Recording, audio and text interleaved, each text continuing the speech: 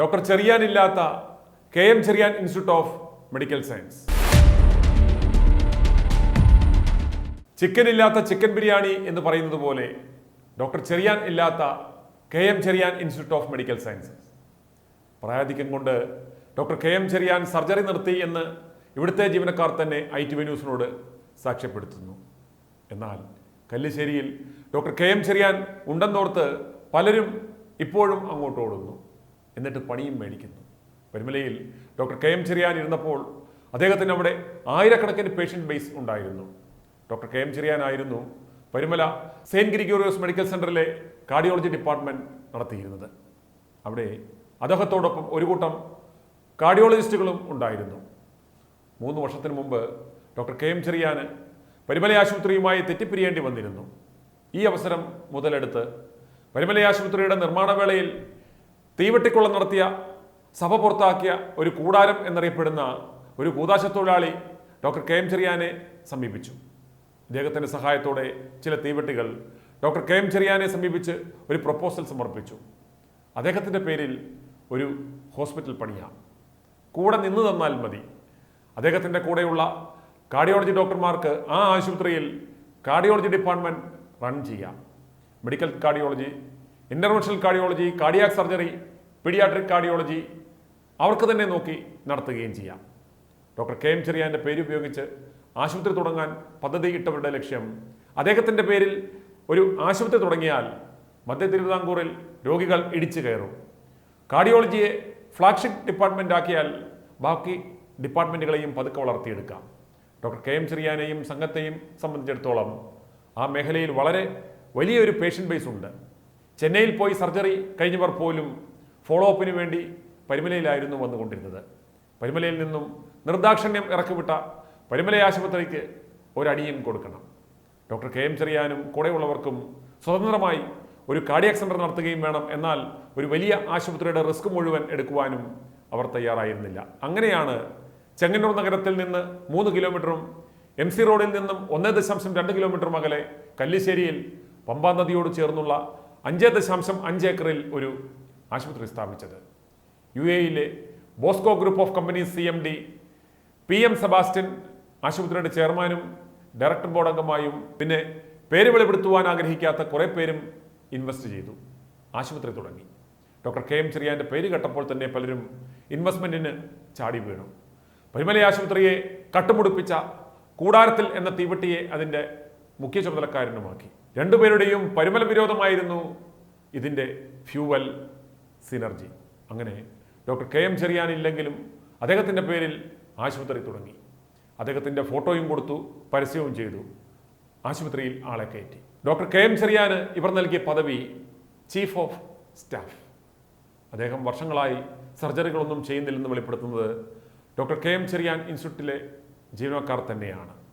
അദ്ദേഹം active അല്ലാതായതോടെ cardiology ചികിത്സയുമായി ബന്ധപ്പെട്ട് യാതൊരു പ്രോട്ടോക്കോളും ഇല്ലാതെയായി.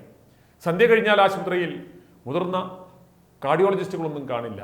അങ്ങനെ പല മരണങ്ങളും നടന്നു. അപ്രകാരം പിതാവ് നഷ്ടപ്പെട്ട ഒരു മക്കൾ കഴിഞ്ഞ ദിവസം രംഗത്ത് വന്നത് ഞങ്ങൾ വാർത്തയായി നൽകിയത് നിങ്ങൾ ഓർമ്മിക്കുമല്ലോ. ഇത്തരം സംഭവങ്ങൾ തുടർക്കഥയാണെന്നാണ് ഞങ്ങൾക്ക് ലഭിക്കുന്ന പ്രതികരണങ്ങളിൽ നിന്നും മനസ്സിലാക്കുവാൻ സാധിക്കുന്നത്.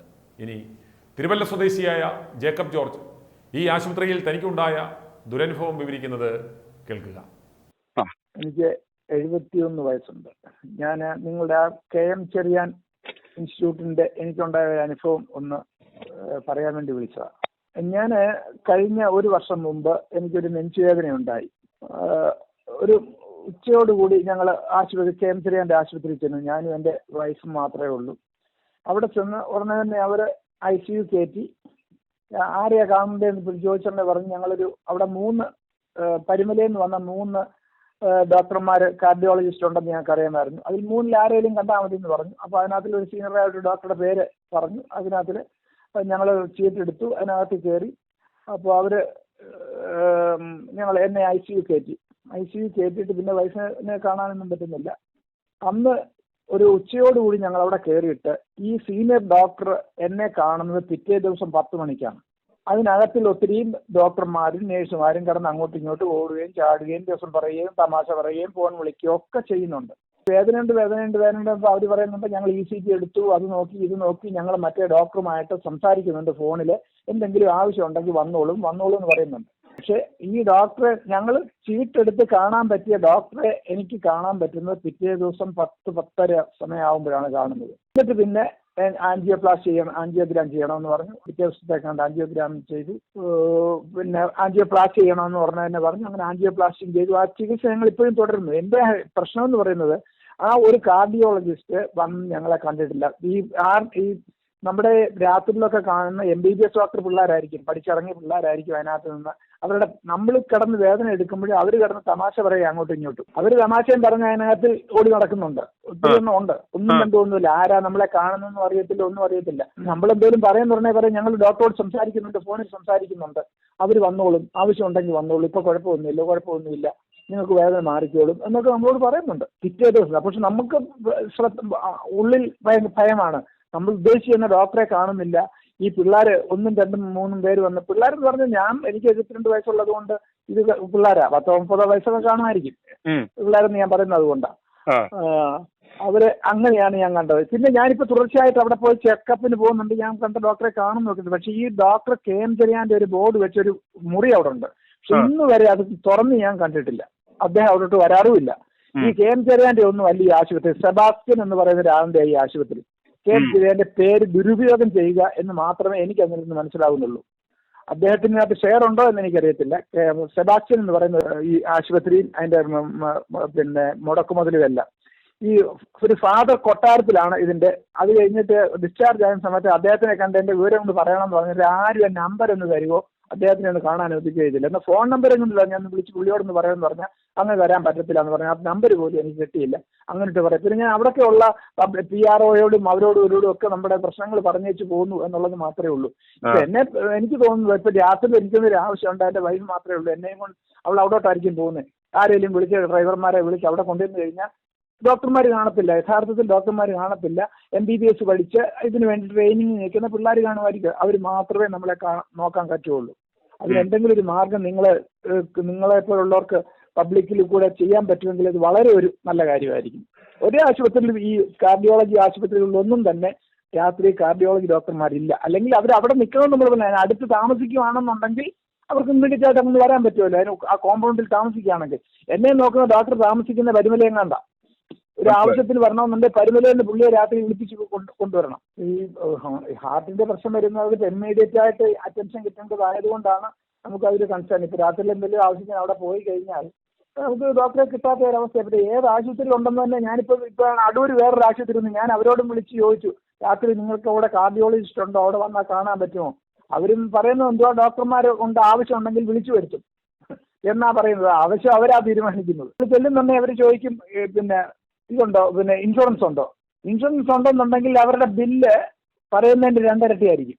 അതനുസരിച്ച് അവരുടെ ബില്ല് കൂടുന്നതനുസരിച്ച് ഇൻഷുറൻസ് കമ്പനിക്കാർ പ്രീമിയം കൂട്ടി കൊണ്ടുപോവുക.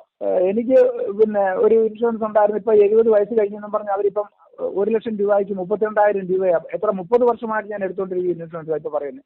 ഒരു പറഞ്ഞ ബില്ല് അവർക്ക് നഷ്ടം വന്നുകൊണ്ടിരിക്കുക. ആ സമയത്ത് അതും അവർ ചെയ്യേണ്ടതാണ്. ഈ ബില്ല് ഹോസ്പിറ്റലുകാര് ഇൻഷുറൻസ് ആണെങ്കിൽ ഇൻഫ്ലേറ്റഡ് ബില്ല് ഉണ്ടാക്കുന്നതിനും ആരെങ്കിലും ഒരു തീരുമാനം എടുത്തേ പറ്റുള്ളൂ. നമ്മൾ ഇത്രയും നമ്മുടെ ഹെൽത്ത് കെയർ സംവിധാനം ഉണ്ടെന്ന് നമുക്ക് ഇതൊന്നും മോണിറ്റർ ചെയ്യാനുള്ള ഒരു സംവിധാനം ഇപ്പം ഈ സർക്കാരിന് എന്തെങ്കിലും ഒരു മോണിറ്ററിംഗ് സംവിധാനം ഉണ്ടോ? ഇവിടെ കാർഡിയോളജി അല്ലെ കാർഡിയാക് സെന്റേഴ്സ് എന്ന് പറഞ്ഞ് പ്രവർത്തിക്കുന്ന സ്പെഷ്യാലിറ്റി ക്ലിനിക് അല്ലെ സെന്ററുകളിൽ കാർഡിയോളജിസ്റ്റ് ഉണ്ടോ?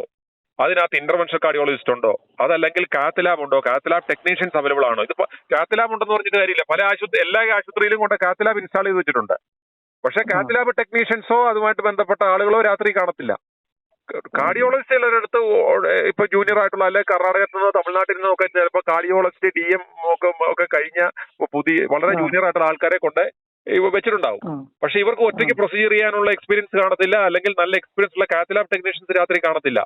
അടുത്ത ദിവസം അവര് ഡ്യൂട്ടി ടൈമിൽ 10 മണിക്ക് വരുമ്പോഴേ ആളുള്ളൂ. കാർഡിയോളജിസ്റ്റ് ഉണ്ടെന്ന് പറഞ്ഞിട്ടും കാര്യമില്ല. അതായത് ഈ സംവിധാനങ്ങൾ നമുക്ക് മോണിറ്റർ ചെയ്യാനുള്ള ഒരു സംവിധാനം നമുക്ക് നിലവിലില്ല. നമ്മളത്തരം നമ്മുടെ ആളുകൾ മനസ്സിലാക്കേണ്ടതെന്ന് പറഞ്ഞാൽ ഇത്തരത്തിലുള്ള സംവിധാനങ്ങളുള്ള ഹോസ്പിറ്റലുകൾ ഏതുണ്ട് എന്ന് നമ്മൾ നേരത്തെ നമുക്ക് ആർക്കും എപ്പോഴും എന്ത് സംഭവിക്കാം. അതുകൊണ്ട് തന്നെ ഒരു സാമാന്യ അറിവെന്ന് പറയുന്നത് ഹോസ്പിറ്റലിനെ സംബന്ധിച്ചിടത്തോളം ഇത്തരത്തിലൊക്കെ ഒരു അറിവ് നമുക്കുണ്ടാവണം. ഇങ്ങനെയുള്ള 24 hours എമർജൻസി ആൻജിയോപ്ലാസ്റ്റി ചെയ്യുന്ന അല്ലെങ്കിൽ സംവിധാനമുള്ള ഹോസ്പിറ്റലുകൾ ഏതാണ്, അതിന്റെ ഡിസ്റ്റൻസ് എത്രയുണ്ട്, ഒരു എമർജൻസി വന്നാൽ വിളിക്കേണ്ട നമ്പർ എന്താണ്, ഇതൊക്കെ ഒരു പ്ലാനിങ് ഉണ്ടാവണം. ഇല്ലെന്നുണ്ടെങ്കിൽ ഇതുപോലെ കഴുത്തറപ്പൻ സ്ഥലങ്ങളിൽ കൊണ്ടിടും. നമ്മുടെ ആയുസിന്റെ ഭീതി. ഇപ്പൊ ഈ പറയുന്ന എത്രയോ ആളുകൾ, ഞാൻ പറഞ്ഞില്ലേ, ഈ വെളിയെ വരുന്ന ഇഷ്യൂ എന്ന് പറഞ്ഞാൽ 0.1% പോലും ഇല്ല. 99.9% ആളുകളും ഇങ്ങനെയുള്ള സമയങ്ങളിൽ ഹോസ്പിറ്റലൈസ് ചെയ്യപ്പെടുന്നു. ഇവരുടെ അനാസ്ഥ കൊണ്ട് അല്ലെങ്കിൽ സമയത്ത് ടൈമിലി ഈ ചികിത്സ കിട്ടാതെ കൊണ്ട് മരിക്കുന്നു. നമ്മുടെ വേണ്ടപ്പെട്ടവർ മരിച്ചു പോകുമ്പോൾ ആ ടെൻഷനിൽ നിന്ന് പിന്നെ ആരും അതിന്റെ പുറകെ പോകത്തില്ല. പോസ്റ്റ്മോർട്ടം ചെയ്യണമെന്ന് പറയത്തില്ല. ഇതിന്റെ പിന്നെ നൂലാമാലകൾ ഓർത്ത് ഏതായാലും ആള് പോയി, ഇനി ഇതിന്റെ പുറകെ നടക്കാൻ വയ്യാന്നോർത്ത് ഒന്നേ പ്രായമായ ഭാര്യയായിരിക്കും, അല്ലെ വിദേശത്തുള്ള മക്കളായിരിക്കും. ഇനി ഇതിന്റെ പുറകെ തൂങ്ങാൻ പറ്റത്തില്ല, ആളോ പോയി, ഏതായാലും 10-14 വർഷം ജീവിച്ചില്ലേ സന്തോഷമായിട്ട് എന്ന് പറഞ്ഞ് ഇവരങ്ങ് സമാധാനിച്ചങ്ങ് പോകും. ഇതാണ് ഇവന്മാരുടെ വളം. പിന്നെ ഇത് പോസ്റ്റ്മോർട്ടം ചെയ്യാതെ കൊണ്ട് ഇത് സംസ്കരിക്കുന്നതുകൊണ്ട് പിന്നീട് എന്ന് പറഞ്ഞാൽ ലീഗലി ഒന്നും പോയിട്ട് ഒരു കാര്യമില്ല. ഈ ഹോസ്പിറ്റലിനോട് ചേർന്നുള്ള എല്ലാ സ്റ്റേഷനുകൾക്കും കൃത്യമായിട്ട് മാസപ്പടിയുണ്ട്. ബാർ നടത്തുന്ന പോലെ ബാർ മുതലാളി എല്ലാ മാസവും മാസപ്പടി കൊടുക്കുന്ന പോലെ ഇത് കൃത്യമായിട്ട് മാസപ്പടി കിട്ടും. അതുകൊണ്ട് തന്നെ ഇത്തരത്തിലുള്ള മെഡിക്കൽ നെഗ്ലിജൻസ് കേസുകൾ വന്നാലും സാധനം വന്നാലും ഇത് അവന്മാരിത് മായ്ച്ചു തള്ളി ആ ഫയൽ ക്ലോസ് ചെയ്യും. ഒരു ബ്രദർ ആൻഡ് സിസ്റ്റർ അവരുടെ ഫാദർ മരിച്ചു എന്നും പറഞ്ഞ് KM ചെറിയാൻ ആശുപത്രി കൊണ്ടുപോയി നെഗ്ലിജൻസോടുകൂടി മരിച്ചു എന്നും പറഞ്ഞൊരു റിപ്പോർട്ടും താങ്കൾ ഇട്ടിരുന്നല്ലോ. അതെ അതെ അതെ. അവരത് പിൻവലിച്ചുവല്ലോ. അത് ഈ ഡോക്ടർ അവിടെ വല്ല ഡയറക്ടർ ബോർഡിലെങ്ങാണോ ഉണ്ട്, ഡയറക്ടർ ബോർഡ് മീറ്റിംഗ് വല്ലതും കൂടാൻ വരുന്നുണ്ടെന്നല്ലോ. അല്ലാണ്ട് ഈ ഡോക്ടർ അവിടെ വരാറില്ല, ഈ ഡോക്ടർ KM ചെറിയാൻ അവിടെ വരാറില്ല. ഇനി ഡോക്ടർ KM ചെറിയാൻ കല്ലിശ്ശേരി ആശുപത്രിയിൽ ഇല്ല എന്ന യാഥാർത്ഥ്യം ഉറപ്പാക്കുവാൻ ഞങ്ങൾ കല്ലിശ്ശേരി ആശുപത്രിയിൽ ഇന്ന് ഉച്ചതിരിഞ്ഞ് 3 മണിയോടെ ഫോണിൽ വിളിച്ചപ്പോൾ അവിടെ നിന്ന് ഞങ്ങൾക്ക് ലഭിച്ച പ്രതികരണങ്ങൾ കേട്ടാലും. സാർ, ഒരു പേഷ്യന്റിനെ കൊണ്ടുവരാൻ വേണ്ടിയായിരുന്നേ, നമുക്ക് KM ചെറിയാൻ ഡോക്ടറെ കാണാൻ വേണ്ടിയായിരുന്നേ. സാറ് ചെന്നൈയിലാണ്. അന്നേരം നമുക്ക് ഒരു എലക്ടീവ് സർജറി ചെയ്യാൻ വേണ്ടിയാ. അതായത് 4 ബ്ലോക്ക് ഉണ്ട്, ബൈപ്പാസ് വേണമെന്ന് പറഞ്ഞാ. ബൈപ്പാസ് വേണമെന്ന് പറഞ്ഞ അവിടെ ആൻജിയോഗ്രാം ചെയ്തപ്പോ ബ്ലോക്ക് ഉണ്ട്. അന്നേരം അത് ആൻജിയോപ്ലാസ്റ്റി പറ്റത്തില്ല, സർജറി വേണമെന്ന് പറഞ്ഞു. അങ്ങനെ സാറിനെ ഒന്ന് കാണിച്ചിട്ട് ഒപ്പീനിയൻ എടുത്തിട്ടെ.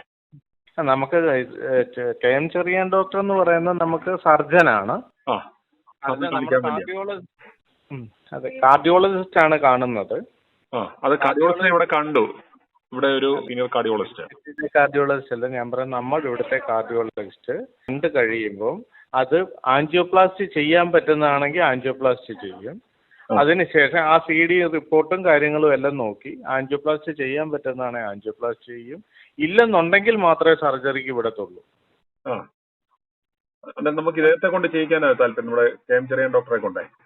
അതെ, നമുക്കിവിടെ KM ചെറിയാൻ ഡോക്ടറിന്റെ തന്നെ ഇതാണ് ഡോക്ടർ സുനിൽ അഗർവാള്, ഡോക്ടർ ഗീവർഗീസ്, ഇങ്ങനെയുള്ള ഡോക്ടേഴ്സാണ് സർജറി ചെയ്യുന്നത്. അല്ല, സാറ് ചെയ്യത്തില്ലേ? KM ചെറിയാൻ സാറ് ചെയ്യത്തില്ലേ? സാറ് ചെന്നൈയില്, സാറിനിപ്പം അത്രയും പ്രായമായില്ലേ.